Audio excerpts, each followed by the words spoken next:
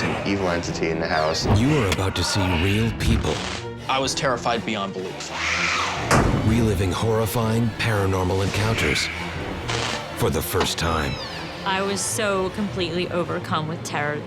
As multiple witnesses remove any shred of doubt. Thank God it wasn't just me. I buried this for nearly 30 years. Be prepared to be afraid.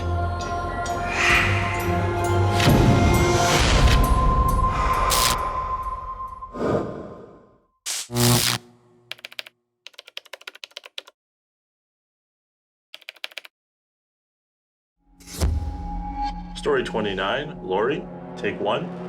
Marker. My memories of my grandparents' house are all very frightening, nightmarish memories. I dreaded going over there. I never felt comfortable. I always felt like someone was watching me. I was always on edge, waiting for something to happen. Lori didn't know how to explain to other people the sense of foreboding that the house gave her. I remember I was in the house, sitting in the living room, and I heard someone laughing upstairs. And I knew there was no one up there, and I didn't see anyone, but I could feel like there was someone there.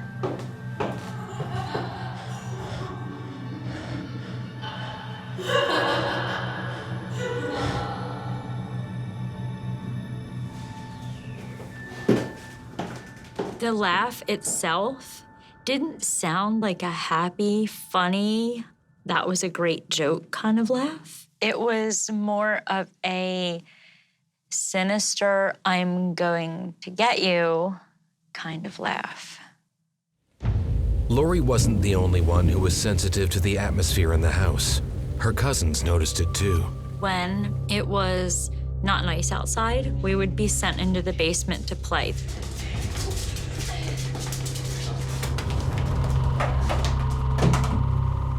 The heater was in the far back corner, and as long as I can remember, we would joke with each other that that's where the ghost was buried.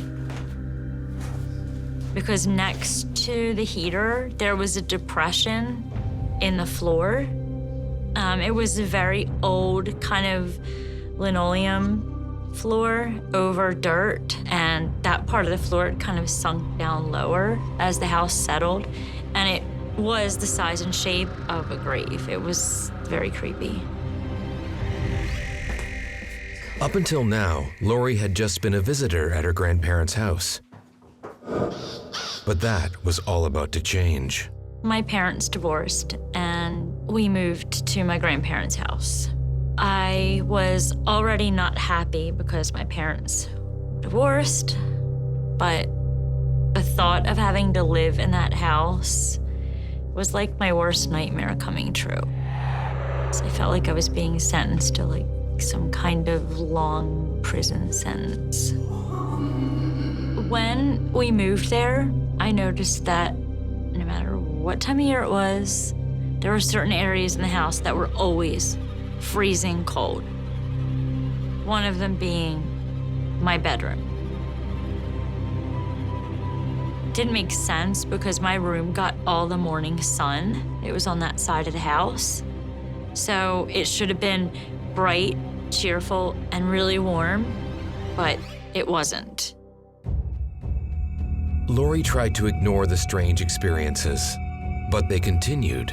There was this old rocking chair. I would hear a noise, and I'd look over and the chair would be moving. Back and forth, and back and forth. And then it stopped, like dead stop, just like someone put their feet down on the floor. And then I would look back at the chair, and it would be rocking. The air in the room just got that feeling like something was about to happen.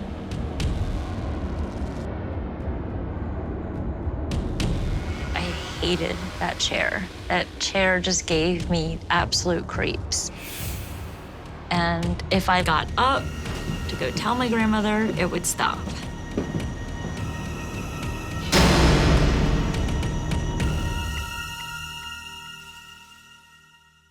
My grandmother was a very religious person, so we had a lot of pictures throughout the house of religious themes. Now, I had specifically requested and wanted a picture of the Blessed Mother in my room. I was hoping that it would lessen the appearances of whatever it was. But that would not happen. The picture literally fell off the wall. The nail was still in the wall, so it didn't fall out of the wall. It was lifted off the nail. The hook was still in the picture, still intact. I would be getting dressed for school in the morning. I would take my clothes out of the drawers. I'd push the drawer back in. I'd put my clothes on, I'd turn around, all my drawers would be open. I'd push them back in.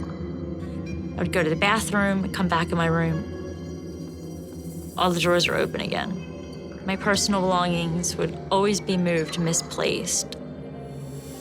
My mother and my grandmother would tell me that it was my imagination and that I needed to stop all this nonsense because I was scaring the younger kids. A spirit can pick and choose most of the time who it wants to communicate with. And sometimes it will find people who are more open to see it. And I've always found out, you know, in my travels of investigating that children are more susceptible to seeing spirits. And chances are that child has seen something that your average person aren't able to see, or at least don't want to see. Things got much more intense in my room specifically.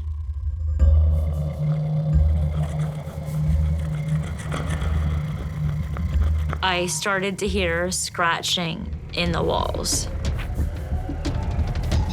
Like someone was stuck in the wall and trying to get out.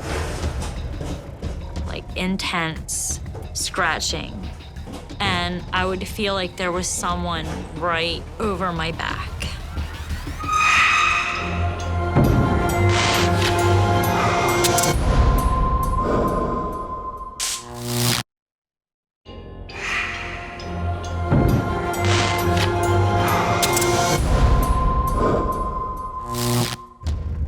Lori Hull had lived in a state of constant fear since moving into her grandparents' house.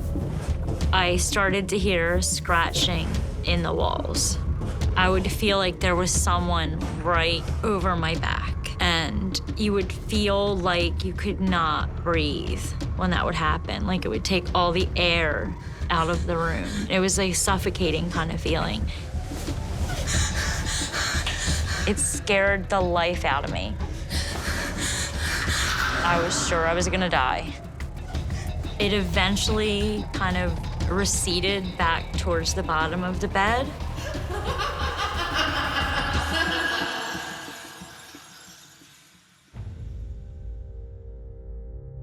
So far, only Lori had experienced weird phenomena, but that would soon change. At one point, I was about 16 or 17. I had invited one of my friends to stay over because we were out and he had missed the last bus home. So I said, you could stay in my room and I'll sleep on the sofa. He came downstairs in the middle of the night, and we'll never forget this, woke me up where I was sleeping on the sofa, and he said, I'm walking home. I cannot sleep in your room. He said that he woke up and there was something dark, like right over him. And he said he swore it was going to like smother him or do something to kill him. When that happened, Then I knew. I was like, okay, it's not me. I'm not crazy. This is really actually happening because I never told anybody that.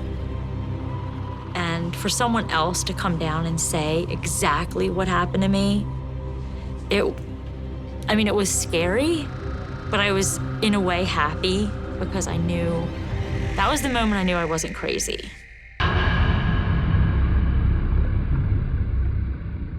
My friends and I decided that we would try to find out more about who it was and what it was trying to do. We decided to use a Ouija board to try and contact the spirit in the house. It started to really move more, I guess, purposefully. F-R. We had asked for a name, and we seemed to be speaking to a woman who called herself Fran. N. One of my friends got really scared and didn't want to do it anymore, so she left the circle. I wondered if Fran was the woman who I had heard laughing on different occasions and the one who was opening the drawers. Fran said that she had lived in the house. She indicated that she had committed suicide. If you were somebody that conjured up spirits or you were into, magic or whatever you were doing, and it was of negative influence, and now you go into somebody else's house and a spirit would see you as a threat. One night I was asleep and something had woke me up. There was a woman just standing there. And then I saw that she had a rope in her hand. And she was just staring at me.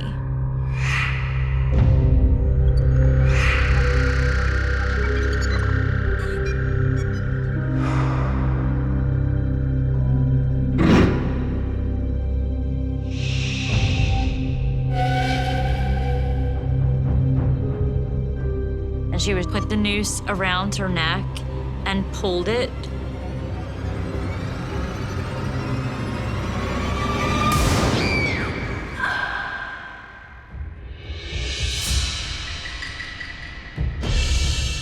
I was moving towards the edge of the bed, and when I got to the edge of the bed and went to put my legs over, she picked her head up, lifted the rope off of where it was, and stepped down. I was so completely overcome with terror, I took off down the stairs.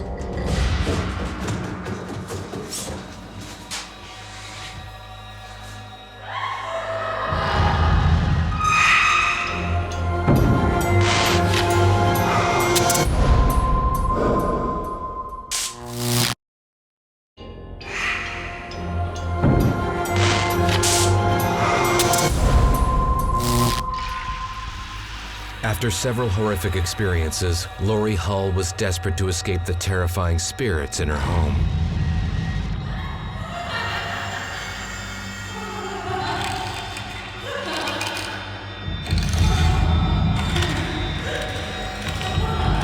And I looked at my grandparents' room, which was downstairs, and I started yelling for them to wake up, and she said, "They're not gonna wake up."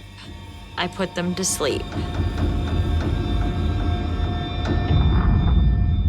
Lori was so scared she stayed awake all night. My grandparents were awake in the morning. I asked them if they had heard anything last night. They said no. The next day, she knew she needed to find help. I was really overwhelmed by what I had experienced. Now, one of my friends knew all the things that had been going on in the house. Her mother belonged to kind of like a spiritual study center, and when I told them the story, they were all just silent. Now, they felt that the spirit that was in my house was not a human spirit. They felt that it was more of a demonic kind of spirit, and there are specific ways for dealing with that. And they did caution me to not try to communicate with it, and gave me different methods for trying to protect myself spiritually. It was still there, but it didn't touch me. It didn't do as many things. And as soon as I was 18, I was out the door of that house. So, and I moved to, my friends were moving to Virginia Beach, and I was gone. You know, I'm still trying to recover from what I experienced in that house. I think I will be haunted by those experiences for the rest of my life.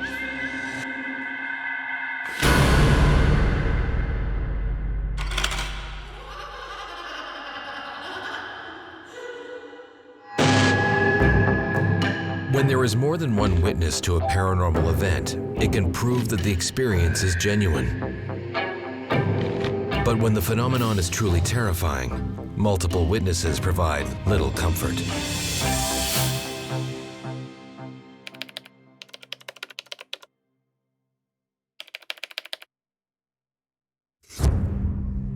Story 27, Frank. Take 1. Marker. This is the first time I've really publicly told the story. I met Marcia, actually she was a waitress who worked for me at a restaurant. As the time went on, we, became friends and we started dating. It would take at least an hour with traffic to go see her, so that was getting pretty old. We discussed him maybe renting something up this way towards me, so he wouldn't have to have that long drive at night. After he would leave, my house, I was still living at home. We found a home that was for rent in Mount Tabor. Actually, it was a roommate wanted type of ad. And my roommates were only there during the week. So it worked out perfectly for us because he was very close. He didn't have to sleep on my parents' couch. Frank settled into his new home and was excited about his relationship with Marcia. 4 to 5 weeks after I moved there, I was in the living room and the curtains started to flutter.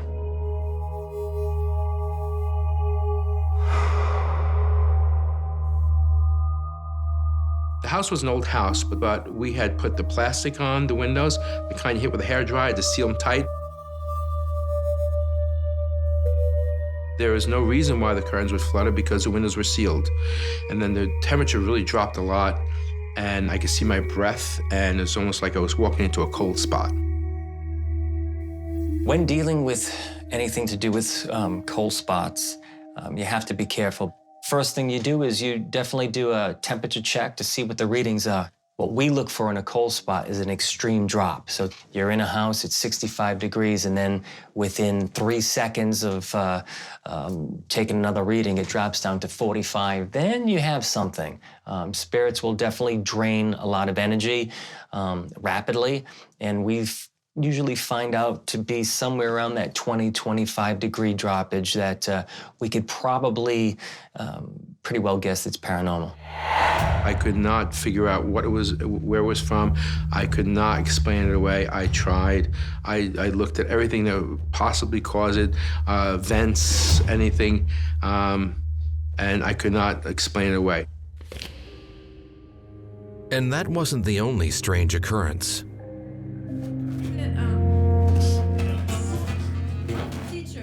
I would be in my room and I would hear the radio go on downstairs. And you can hear the channels changing. It was an old dial stereo, and you can hear the channels changing, It would stop on a big band type channel, like 40s music. And I'm like, well, who's playing 40s music? So I'm looking around, I'm on the second floor. I check my roommates' rooms, they're not there. So I start to go downstairs, and as soon as I get close to downstairs, the music stops. It turns off. I went back upstairs and I just started thinking that something is going on here.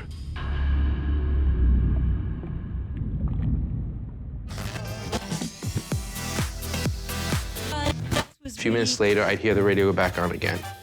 Opening the phone. And I'd go back downstairs again, and as I went downstairs, it would go off.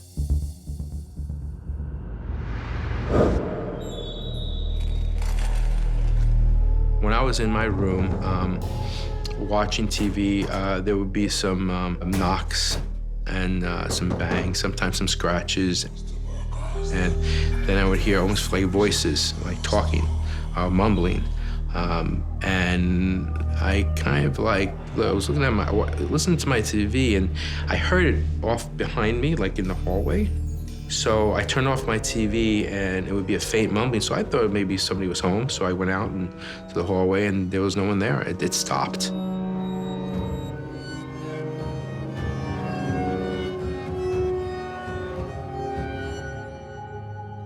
The activity started getting a little bit more intense. We had a landlord, and the carpeting at home was very old. And we had tried for months to try to get the landlord to pay for the recarpeting the downstairs. He finally said yes, and he had to recarpet it. After he had to recarpet it, things started getting a little bit more intense. Spirits have a hard time with change. If that spirit lived there at one time and it got renovated, it still feels like it's theirs, especially if that energy is still hanging around that specific location. Frank no longer ignored the strange events, but he was curious about his housemates and whether they had similar experiences. I didn't see my roommates a lot. We would like be two ships passing the night, so we didn't have a lot of communication. I never really said anything to them when I did see them. Hey, how you doing, man? Hey, how's it going? How's everything? Things good. Working There was a moment where my roommate Greg was in the kitchen, so we're kind of talking, hey, you know, how was your week, that type thing, you know. Yo, did you see that? No, man. What did you see? All of a sudden, I see him look with his glance up with his eyes past my shoulder, like he saw something. And I said to him, I said, "What's the matter?" He says, "Well, I saw a shadow go up the stairs." I said, "Thank God it wasn't just me." It always helps to have other people validate what you see or what you think you see. You know, it helps you because as an investigator, you kind of lose that sense of investigating when something happens because you want to believe that the supernatural exists or you want to believe that that particular home or where you are is haunted. So when you can get 2 or 3 people validating that, it definitely helps in a case for paranormal activity.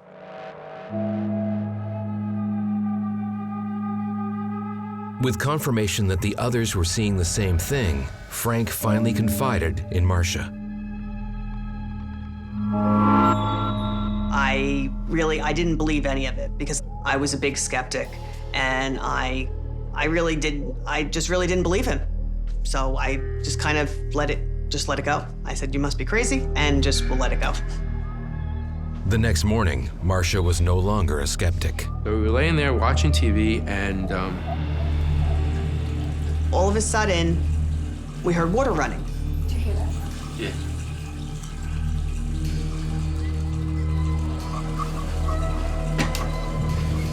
I walked down the hall, opened the bathroom door.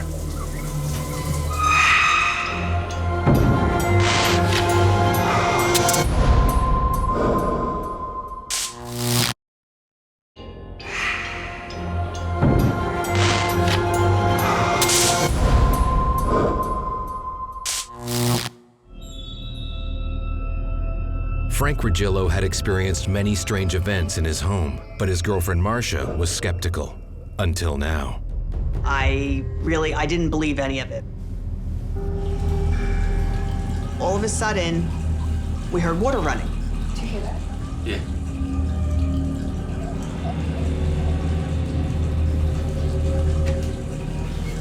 I walked down the hall, opened the bathroom door. Shower was on, and all the water was running.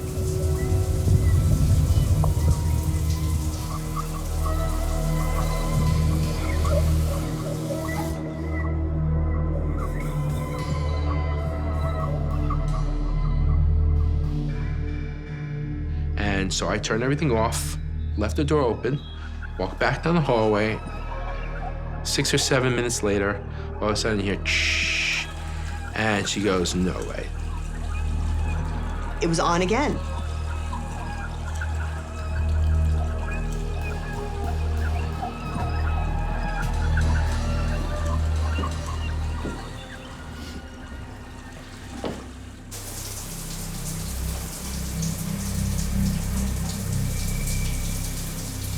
I said, this is unbelievable. I said, it can't be true. It just can't be true.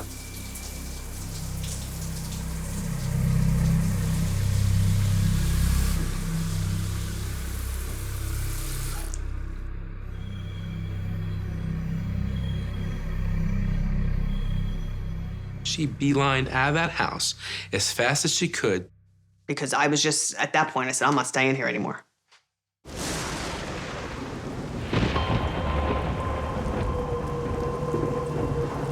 Frank was quickly losing patience with the old house.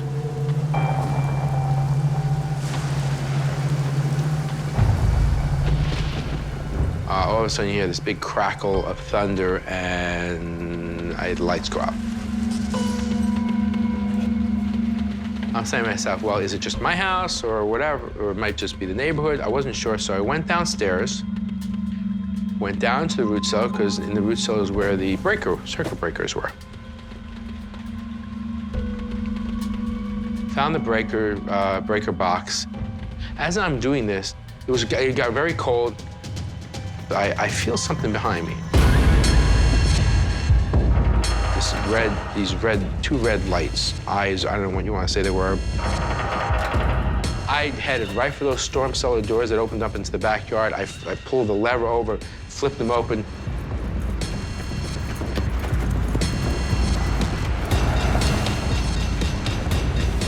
And I got in my car and I took off. That was the most terrifying to me. I just could not stay there any longer. I mean, I was willing to do anything just to get out of there. I said, I'll pay out the lease, I have no problem with that, but I'm moving. I didn't care, I was just glad to be out of there. We went in there, moved everything out in a matter of an hour, and I was gone. I was so glad to be out of that house. It's beyond words. It was really, it was just beyond words.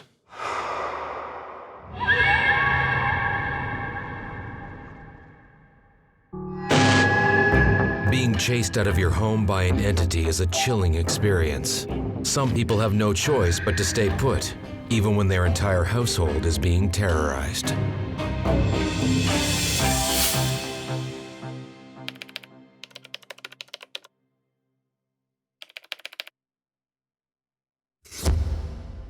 Story 25, Cheryl, take 1.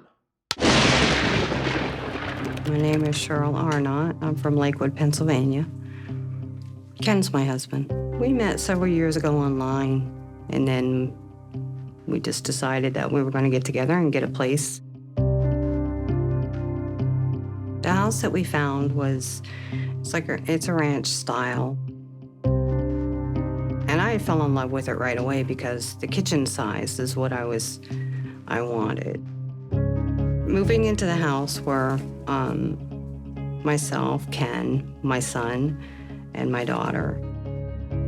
It meant a lot to me to have my family close.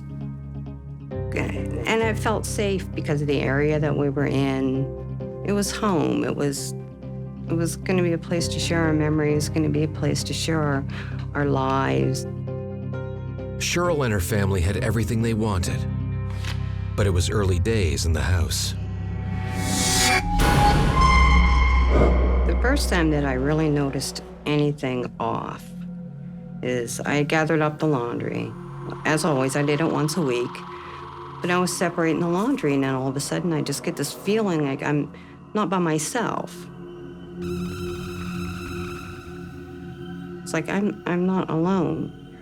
And so what I did was I just kind of scooted the basket out of the way, and I looked around the corner down the hall. I'm thinking somebody's there, but I don't see anybody. You might catch a glimpse of something out the corner of your eye, movement, and of course the movement makes you turn your head to look, but when you turn your head to look, there's nothing there, but you know your eye caught something because something over here moved.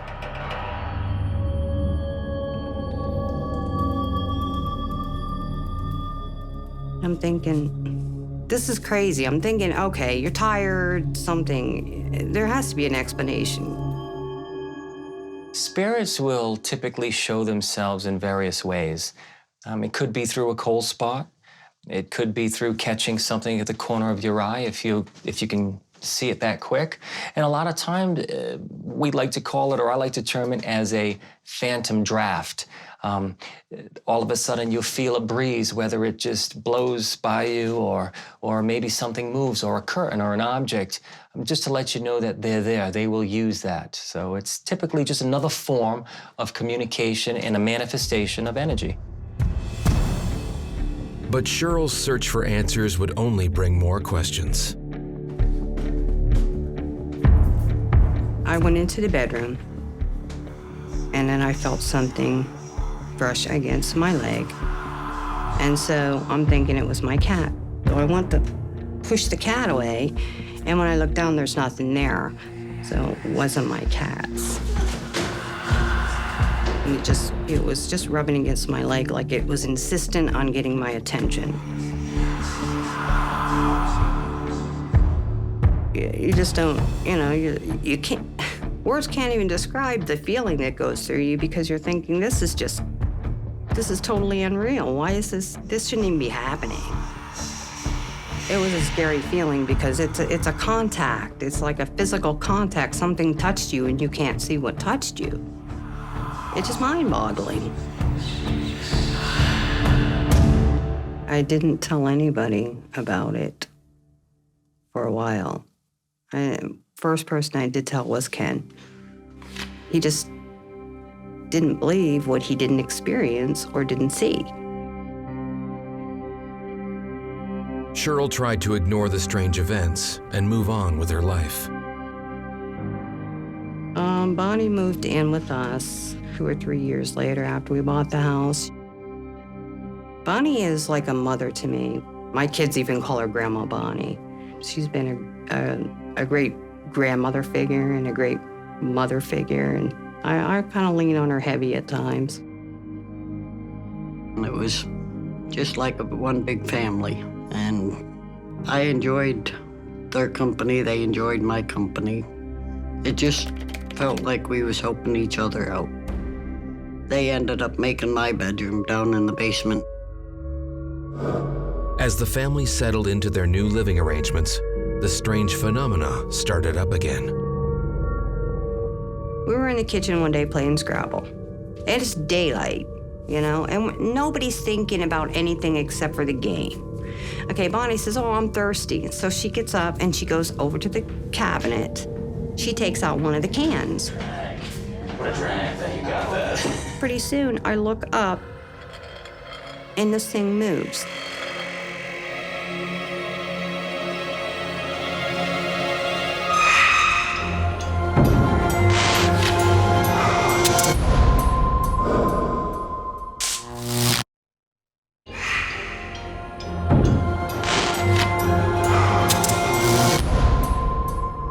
Cheryl Arnott had tried to ignore the strange events in her home, but then her husband Ken and family friend Bonnie witnessed something they could not explain. What a drag that you got that. Pretty soon, I look up and this thing moves. The can was turning around on its own. I'm there poking Ken. I was very scared. I couldn't even talk. I was so stunned. I was like, and I'm pointing and poking and pointing at this thing saying, yeah, that's all I could get out. And then about that time, the pop can goes, shh. I'm scared to death because I'm thinking any minute this pop can is gonna fly and I'm not gonna get hit by it. I'm in running position right now. When all three of us saw it, we just definitely knew there was something in that house. And something wanted our attention. But who, what, why, where, all of that, I have no clue. The fear that everybody had was just what was going to happen next. The family was now on edge. The activity in the house after that Scrabble game happened was like, if you were walking from like the kitchen into the living room, you might see something coming, and you think Ken, because the shadow, whatever it was about as tall as Ken, he's like 6'2", and you'd see it like coming towards you. You'd turn to look thinking Ken, and when you turn to look, it was nothing there. It was always black shadows. They searched for ways to stop the unwanted presence. I was second guessing the house. Really, a move wasn't really, it was not really a big option because we had everything we had tied up into the house. It wasn't like you can just say, okay, I'm done with you, house, goodbye. You can't just put everything in your purse and go out the door with the keys. We had nowhere to go. Bonnie would soon regret her decision to move into the house. I was sitting at the table. I was all alone. Everybody else was in bed. And I kept hearing this noise behind me. And I thought it was one of the kids trying to sneak up on me.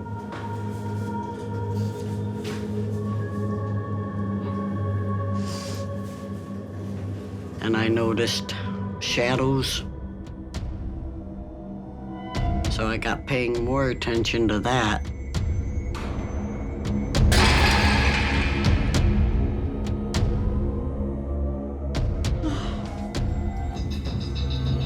It was a precious moments that I collected. Glass ball had fallen on the floor and shattered all over the place, except for the little angel on the inside. And that stayed intact except the head. The head was like chopped off.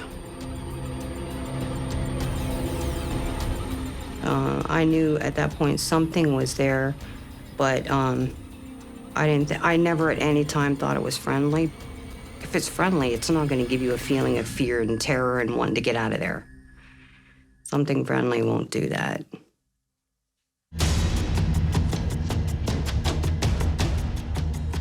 My son went to his room one night, and he had just got into bed with his girlfriend at the time. Her name was Nicole.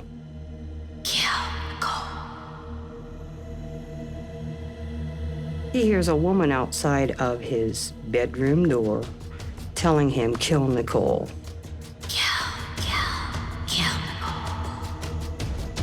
Like she would do that for about 5 minutes, he said.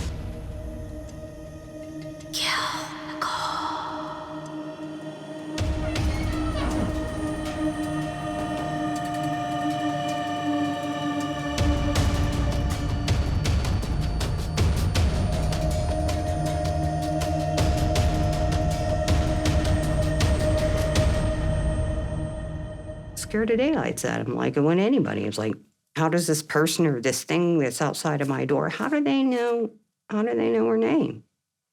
How do they know anything? And what else do they know about me? What else are they going to say?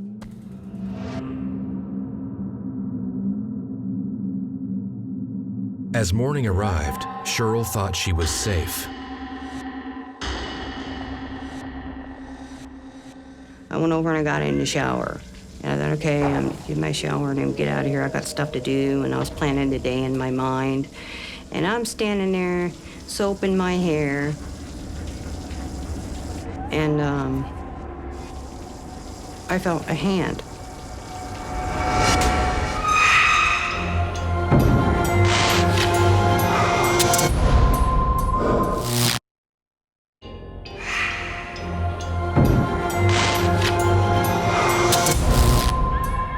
After witnessing an evil entity in their home, Cheryl Arnott and her family were living in constant fear. I went over and I got in the shower, and I'm soaping my hair, and I felt a hand. Well, I jumped about a mile. He scared the crap out of me. And nobody was there. It was definitely trying to get my attention and trying to scare me because, something friendly isn't going to come up behind you and do that. So I went over to the other one, and I haven't been in that bathroom to shower or anything since. A few weeks later, the events took a different turn. We were in bed watching TV, but you could just see this thing slowly. It was like mist cloud, just moving like slow motion. Ken says, "Oh my God, did you see that?" I was like, what do you, your mind's just totally mush because you're thinking, this isn't normal. This doesn't happen. This is totally crazy. Nobody was sleeping. Nobody woke up out of a sleep.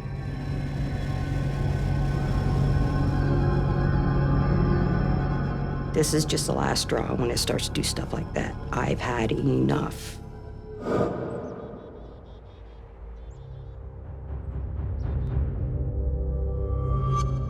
I went over into the kitchen. I was talking to Ken about something. I don't even remember what it was about. And we're both standing there and we're talking.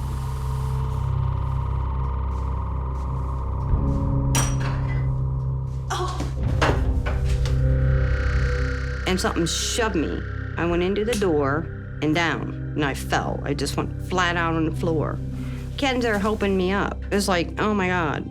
I was standing there. It wasn't like, I'm standing on floorboards that move, or I'm standing on ice or something like that that's explainable. I was pushed. I was pushed. I was shoved. It wasn't a friendly thing. I mean, a person off the street, a person wouldn't put up with having come and, you're gonna call the cops if somebody comes up to you and shoves you. As each evening arrived, the family worried about what might happen. I was laying in bed one night, and it's just like somebody was there. It's almost like somebody comes up behind you.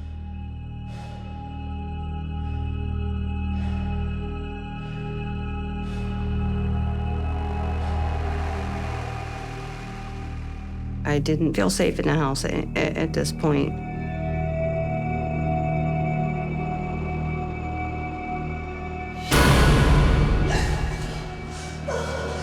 This woman was like maybe this tall, standing. And it wasn't a child, it was a full-grown woman.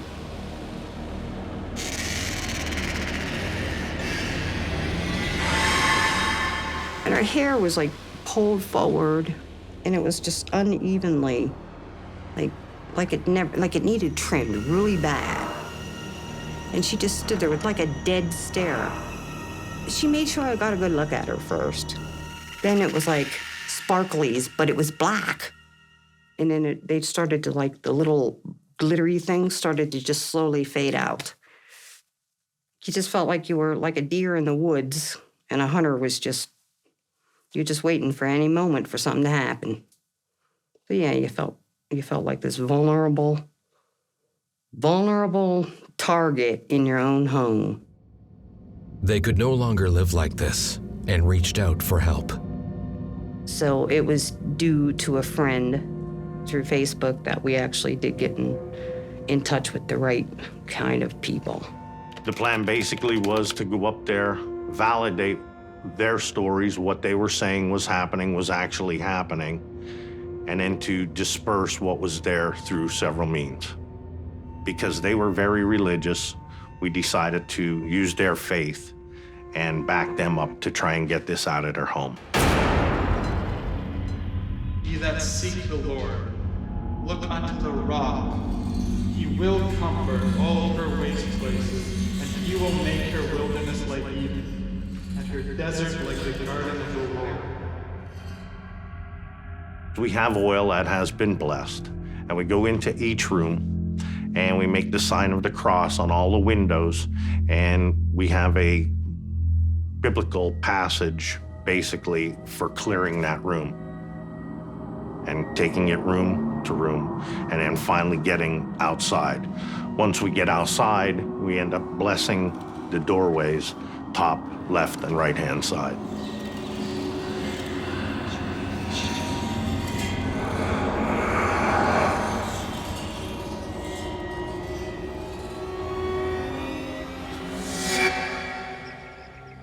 Keith and his team were able to remove the spirit. After Keith had come in and his team were in there, it was a much calmer. You could actually breathe a sigh of relief and not feel like you're like looking, you know, what am I gonna hear next? What am I gonna see next? He's been a godsend to us. That's what Keith is to me. Just he was a godsend. He and his whole team were just wonderful people.